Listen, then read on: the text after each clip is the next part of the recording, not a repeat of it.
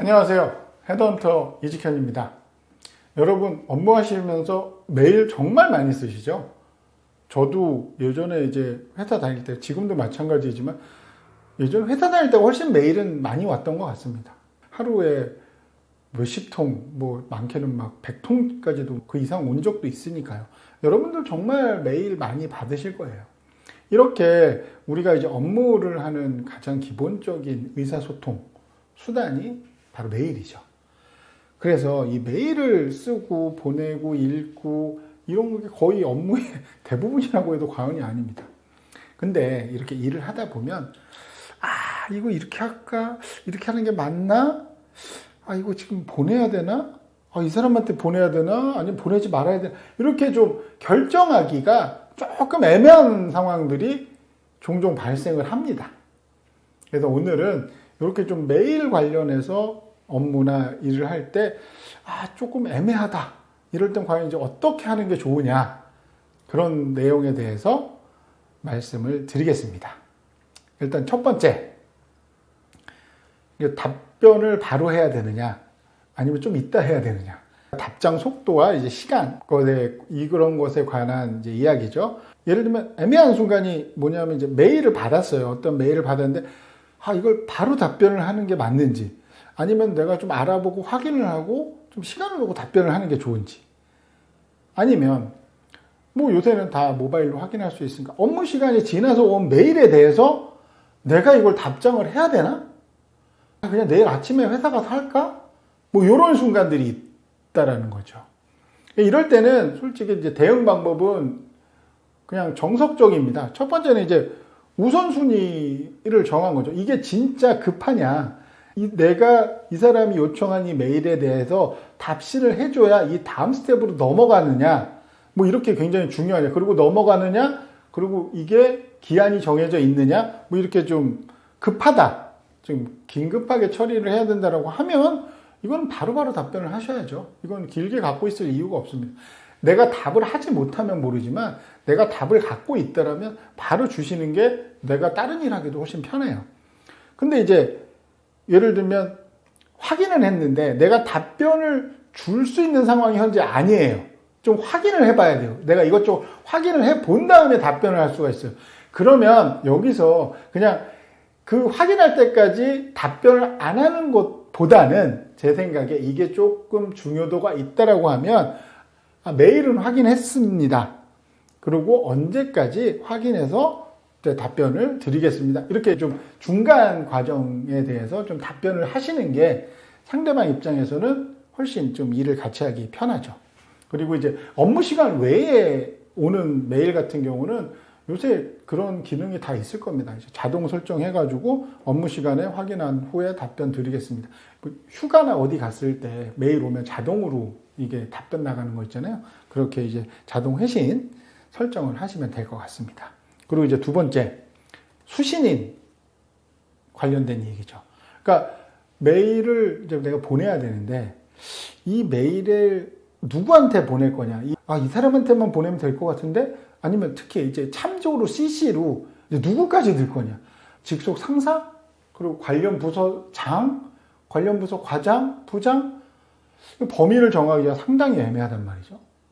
그러면 제가 생각하는 경우엔 특히 이제 저도 주변에 지금 현역으로 다 일하는 사람들이 많잖아요. 그런 사람들을 했을 때는 이 CC는 사람들이 좀 많이 넣으려고 하는 경향이 있습니다. 왜냐하면 혹시나 누군가 빠졌을 때 이거 나 왜 빠졌어? 라고 이제 그게 좀 걱정을 하시는데, 의외로 그것보다는 그냥 진짜 본인이 생각했을 때 이 사람만 알면 될 것 같다. 그렇게 기준을 정해서 그 사람만 보내셔도 별로 문제는 절대 안 생깁니다. 왜냐하면요, 사람들이 다 메일을 정말 많이 받거든요. 그렇기 때문에 그러니까 내가 실수로 정말 필요한 사람인데 보내지 않았으면 문제가 되겠지만, 정말 내가 생각할 때 몇 번 생각하실 거잖아요. 애매한 상황이니까.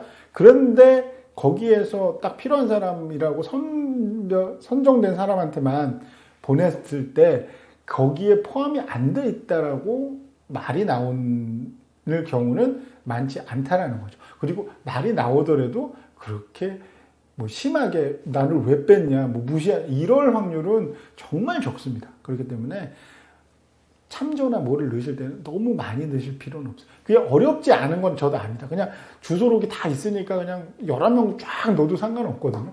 근데 굳이 그렇게 넣으실 필요는 없다라는 거죠. 자, 그리고 이제 세 번째.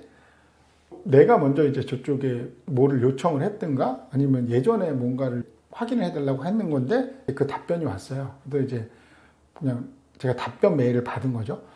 아, 그러면 이거를 그냥 네, 감사합니다 하고 그냥 끊어야 되나? 근데 뭐 특별히 별로 할 말도 없는 거예요. 그렇다고 너무 짧으면 이거 좀 상대방이 나를 좀 무례하다고 생각하지 않을까? 좀 고민이 되잖아요. 그러니까 당연히 뭐 예 알겠습니다는 너무 짧죠. 특히 이제 메일을 보낸 사람이 나보다 상급자일 수도 있기 때문에 그러면 그냥 조금 길게 좀 예의를 갖춰서 쓰는 거죠. 보내주신 메일 내용은 잘 확인했습니다. 뭐 요청하신 내용에 따라서 추후 업무 진행하도록 하겠습니다. 감사합니다. 이런 식으로만 쓰셔도 그래도 뭐 한 두세 줄 나오잖아요. 그럼 뭐 충분히 이해가 되는 부분일 겁니다. 자, 그리고 감사 메일 같은 거 있잖아요. 그러니까 내가 뭔가 누구에게 지원 요청을 했건 자료 요청을 했건 확인 요청을 했건 뭔가를 해달라고 했어요, 메일로. 근데 이제 그거를 그 사람이 나한테 이제 해준 거예요. 내 요청을 들어준 거죠.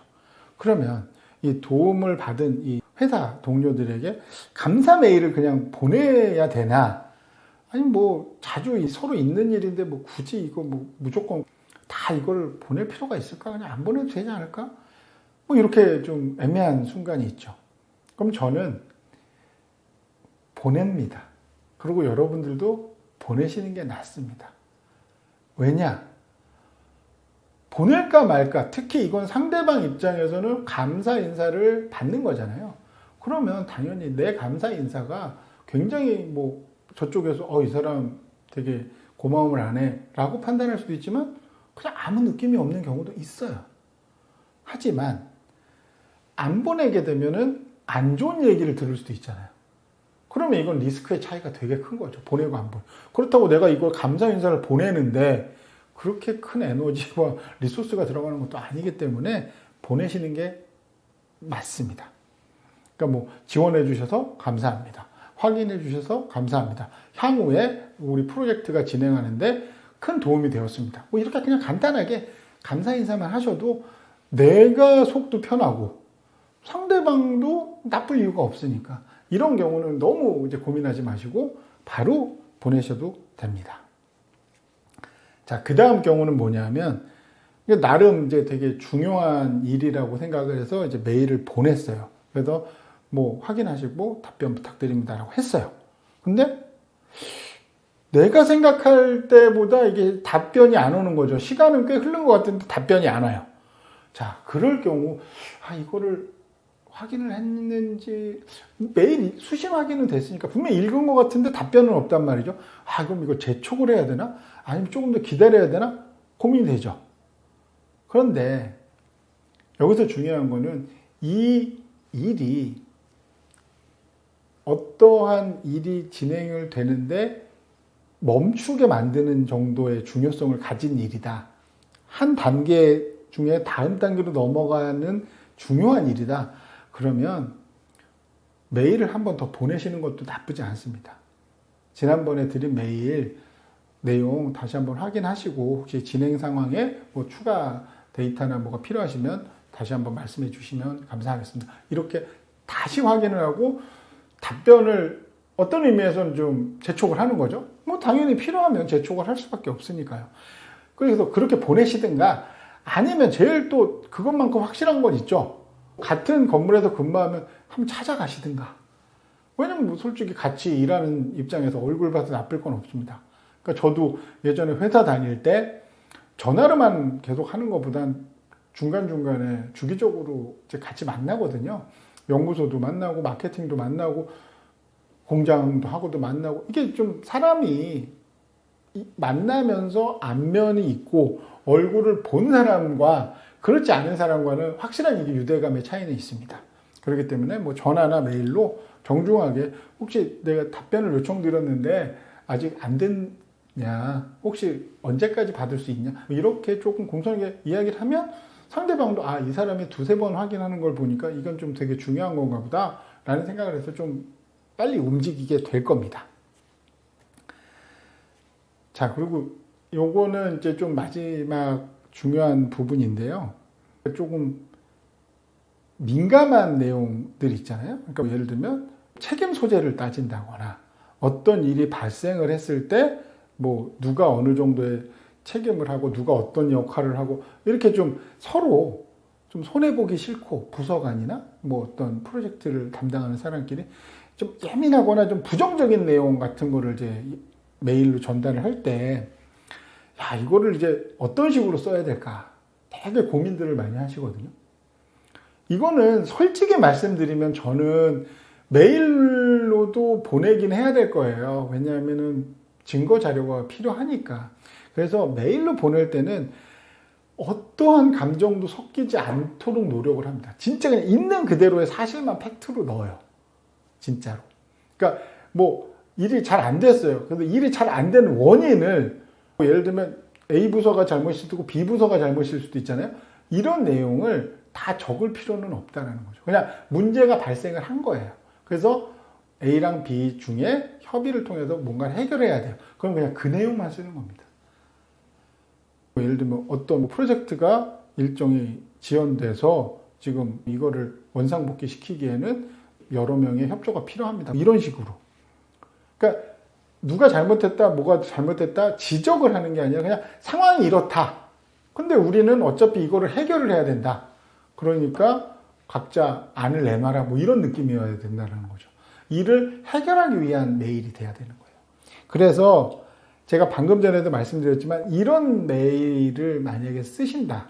그럼 저는 쓰시는 건 쓰셔야 되지만 당사자하고 실시간으로 전화나 얼굴 보고 이야기를 한번 하시는 게 일 풀기에는 훨씬 좋을 겁니다.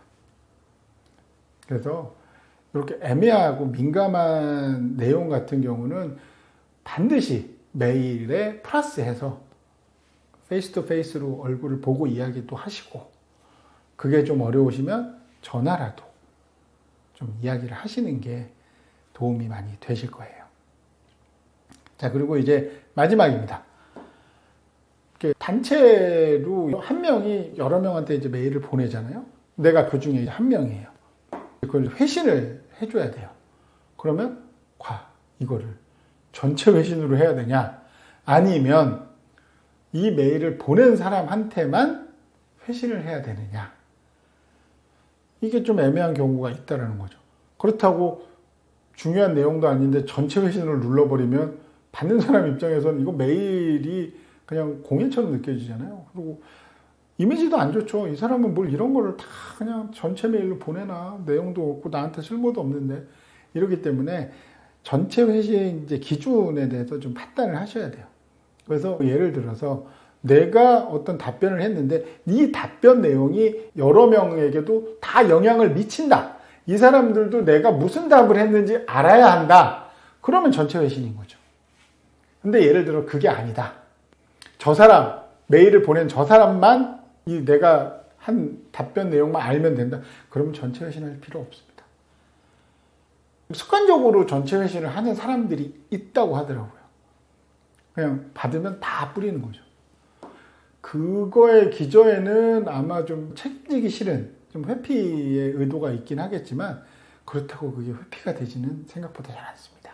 그렇기 때문에 차라리 본인만의 기준을 정확하게 정한 다음에 하시는 게 도움이 많이 되실 거예요.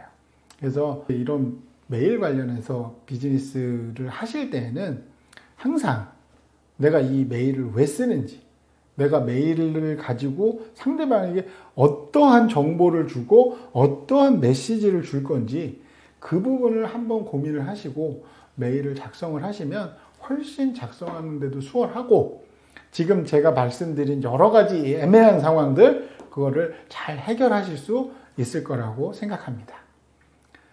제 이야기가 도움이 되셨다면 좋아요와 구독 부탁드리겠습니다.